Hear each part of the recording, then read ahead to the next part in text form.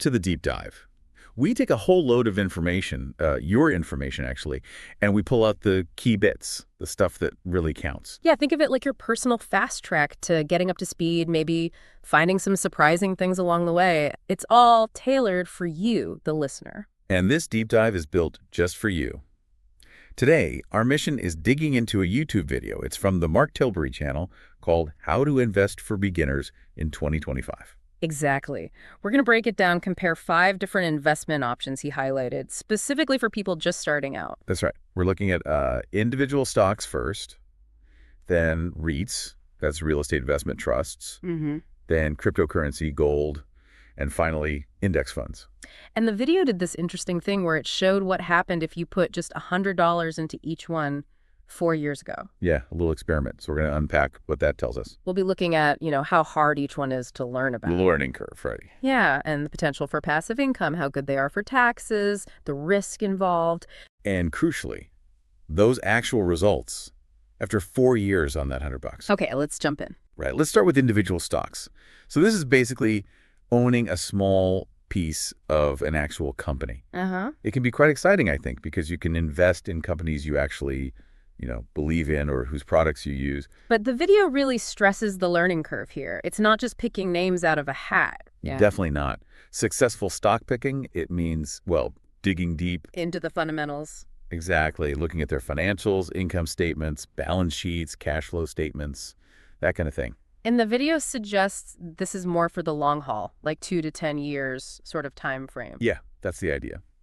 And a good tip they mentioned for beginners is using demo accounts on investing apps. Lets you practice without risking real money first. Makes sense. What about making money from them besides the price going up? Right. Passive income potential. 2 ways, basically. The stock price appreciates, hopefully, and dividends. Some companies pay out a portion of their profits regularly to shareholders. But not all of them do. No, definitely not. But if they do, it's passive income, which is nice. And taxes. How does that work out? The video mentions tax efficiency can be good if you use the right accounts, like stocks and shares ISAs in the UK or Roth IRAs in the US. Okay, so specific accounts can shield your profit. Yeah, potentially. Yeah. But tax rules change. They vary by location, so you absolutely have to do your own homework on that. Very important. Now, risk. This is a big one for individual stocks. Huge. The video host even mentioned his own experience back in the dot-com bubble. Big gains possible, sure, but also lots of companies just vanish. Yeah, it really shows the danger of putting too much money into just 1 or 2 stocks. Concentration risk. Okay, now for the results from the video's experiment. This part was interesting. They picked a stock by throwing a dart. Seriously, a dart. Yep, landed on Samsung. So $100 in Samsung 4 years ago, now worth about $67, plus a tiny dividend, like 10 cents. Ouch. So a negative return. A negative 32.3% return. Not great. Wow. But they compared that to others, right? It did, just to show the volatility. If the dart had hit Apple, that $100 would be $170. Okay. Microsoft, around $188. And get this, NVIDIA, $980. Whoa. That's massive. But it really highlights how hit or miss it can be. Totally. It shows you need strategy, not just luck. The luck helps. And you don't need huge amounts to start, right? They mentioned fractional shares. Exactly. Platforms like Trading 212 let you buy just a slice of a share, so even $100 can get you into some big names. Okay, let's shift gears. REITs, real estate investment trusts. Right. The video explained this like a group pooling money to buy properties and sharing the rent. So you invest in property without actually owning a building yourself? Pretty much. You own a share of the income the properties generate. And the learning curve for these? They rated it as moderate, definitely easier than buying a physical property, no huge down payment, mortgages, agents, all that hassle. Right. But you still need to understand how they work, what kind of properties they own, how they make money from rent. And the passive income potential sounds like a key feature here. Yeah, the video highlighted it as great. REITs often have to pay out most of their profits, like 90% or more, as dividends by law. So, potentially quite high stable income, assuming the properties are rented out. Exactly. It depends on the REIT's performance, the types of properties, vacancies, etc. But the potential is strong. Tax efficiency, similar to stocks. Generally good, yes. Again, holding them in things like a stocks and shares ISA in the UK can make profits and dividends tax-free. Okay. And the risk level? They classified it as medium. It's less risky than owning just one building because a REIT owns multiple properties, so it's diversified. But still exposed to the overall property market, right? Downturns, vacancies. Oh, absolutely. Those can still hit the value and the dividends. So how did the $100 REIT investment do in the video's test? They used a sim REIT on Trading 212. After 4 years, the value was slightly down, around $98.60. Oh, okay. But they received over $11.50 in dividends. Ah, so a total gain then. Yep, a total gain of about 10.5%. The video noted this particular REIT struggled a bit, maybe due to commercial real estate issues during the pandemic. Interesting. Okay, next up, cryptocurrency. Digital money, basically. Yeah, not controlled by governments or banks. Runs on blockchain technology. Which is designed to be secure, transparent. Right. The video definitely mentioned the potential for huge gains, but also massive risk, high volatility. What about learning how it works? Moderate learning curve, they said. You need a wallet, like a digital piggy bank. Online or offline hardware ones, right? Exactly. You need to pick a trustworthy exchange, like Coinbase or Binance were mentioned, and understand tokenomics. Tokenomics, supply and demand for that specific crypto. Yeah, basically, how it's designed to work. And passive income. Can you get that with crypto? Moderate potential, but different from dividends. You've got staking locking up your crypto for rewards, or yield farming lending it out for interest. But the video warned these are riskier. Riskier how? Well, the coin's value could tank while it's locked up, or the platform you're using could get hacked.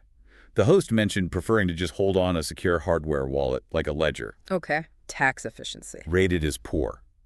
Crypto taxes can be really complicated. How so? Even just swapping one coin for another might be a taxable event. Staking rewards are usually treated as income.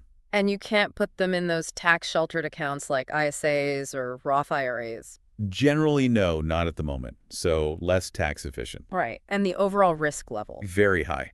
The video really hammered this point. Extreme volatility. Even for the big ones like Bitcoin and Ethereum. They're considered more established, kind of like the blue chips of crypto, but still volatile. Smaller altcoins are even riskier. Plus, scams and lack of regulation are big issues, too. Definitely. Security is crucial. So yeah. The $100 Bitcoin investment after 4 years. I'm almost afraid to ask after the NVIDIA example. Yeah, well, brace yourself. It went up to over $652. Wow. That's quite a return. It's insane return. Yeah. But, and this is a huge but, the video strongly cautioned this is not typical. Many cryptos go to zero. So extremely high risk, potentially high reward, but you really need to know what you're doing or get very lucky. Precisely. Research is vital. Yeah. Okay, let's move to something much older. Gold. Ah, the classic safe haven. Storing wealth, protecting against uncertainty. Exactly. The learning curve. Pretty low, according to the video. How do you invest? Just buy jewelry. Well, the video advised against jewelry because of the markup. Yeah. The main ways are physical gold bars, coins, Okay. or gold ETFs, exchange-traded funds, typically funds that hold gold for you so you get exposure without needing a vault. They mentioned iShares, physical gold ETF as an example. Got it. And passive income from gold. Absolutely zero. Nada, zip. Right. It doesn't produce anything. Exactly. It's purely a store of value. It just sits there, hopefully holding its worth or increasing slowly. What about tax efficiency? Rated as good. Physical gold can be tricky, though. Like in the UK, some gold coins are legal tender, so they're exempt from capital gains tax. Oh, interesting. But not all gold. No. It's specific. Gold ETFs are usually more straightforward. You can often hold them in those tax-advantaged accounts, like ISAs. Okay. And there was something about physical gold and crossing borders. Yeah, a unique point. You can potentially transport wealth with physical gold, but obviously that comes with its own risks and regulations. Sure. So risk level for gold overall. Medium. It's seen as one of the safer places to park money, especially if you're worried about inflation or the economy tanking. But the downside is lower growth potential compared to stocks or crypto. That's the trade-off. It's more about preservation than rapid growth. So the $100 invested in a gold ETF in the video's test. That $100 grew to just over $140. So a 40% return, decent, steady. Exactly. Did its job as a wealth protector, not a get-rich-quick scheme. Right. Okay, last one. Index funds. The crowd favorite for many beginners, I think. The idea is you own a tiny slice of lots of big companies all at once. Like tracking a whole market index, say the S&P 500 in the U.S. Precisely. You're basically betting on the overall market going up over time. And the learning curve. Low. Really low. Unlike individual stocks, you don't need to analyze specific companies because they're all bundled together for you. So much simpler to get started. Yeah, Platforms like Trading 212 make it very easy. Passive income potential. Do they pay dividends? Moderate potential. They don't pay high direct dividends like REITs usually do, Okay. but many of the companies within the fund pay dividends. And those usually get passed on to you, either as cash or automatically reinvested. So it's a bonus, but the main goal is growth. Exactly. Long-term growth is the primary focus. Dividends are a nice extra. Tax efficiency. Great. Especially if held in those tax-advantaged accounts we keep mentioning. ISAs, Roth IRAs. So you avoid tax on the dividends and the capital gains. Yep. That can make a huge difference to your final pot of money over many years. And risk level. Seems like it should be lower. Pretty low, yeah. Much less risky than individual stocks because you're so diversified. One company doing badly doesn't sink you. Spread across many companies and industries. Right. Historically, the S&P 500 has returned something like 8–10% per year on average over the long term. Though, of course, it fluctuates year to year. Sure, markets go up and down in the short term. Okay, so the final result. The hypothetical $100 in an S&P 500 index fund. Let's hear it. It grew to almost $180. Nice. Nearly 80% return. Yeah, a really solid performance. The video presented it as a great, simple, low-cost option for consistent long-term returns. And the host mentioned personally favoring index funds as a core holding. They did, while maybe having smaller amounts in some of these other things for diversification. Right.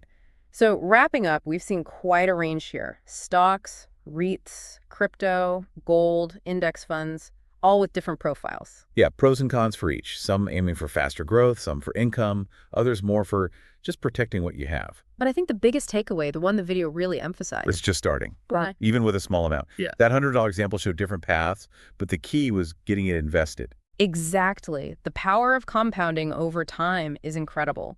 Starting early, even small, makes a huge difference down the line.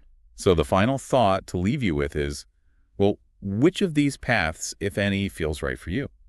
Yeah, considering your own comfort with risk, what your financial goals actually are, and how much you want to learn about it all. Thinking about those long-term implications for your own financial future. Something to mull over.